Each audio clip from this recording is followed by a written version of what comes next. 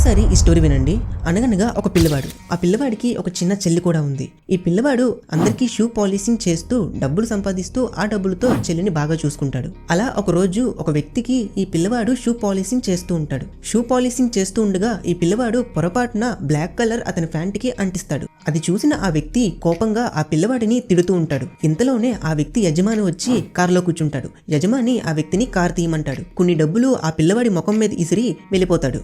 ఆ పిల్లవాడు కూడా ఆ విసిరిన డబ్బులు తీసుకొని వెళ్తాడు. ఆ మరుసటి రోజు ఈ పిల్లవాడికి ఆ వ్యక్తి యజమాని కనిపిస్తాడు. ఈ పిల్లవాడు ఆ యజమాని దగ్గరికి వెళ్ళి, మీకు షూ పాలిషింగ్ చేయాలా సార్ అని అడుగుతాడు. ఆ యజమాని కూడా సరే చెయ్యు అని అంటాడు. ఈ యజమాని ఆ పిల్లవాడిని ఇలా అడుగుతాడు, నువ్వు స్కూల్కి వెళ్లకుండా ఇలా చిన్న చిన్న పనుల్ని ఎందుకు చేస్తున్నావు అని. అప్పుడు ఆ పిల్లవాడు ఏమంటాడంటే, అతని చెల్లి వైపు చూపించి, నేను మా చెల్లిని బాగా చూసుకోవాలి అందుకని ఈ పనులు చేస్తున్నాను అని అంటాడు. అప్పుడు ఆ యజమానికి చాలా బాధేసి మౌనంగా ఉంటాడు. ఇంతలోనే డ్రైవర్ అక్కడికి వస్తాడు.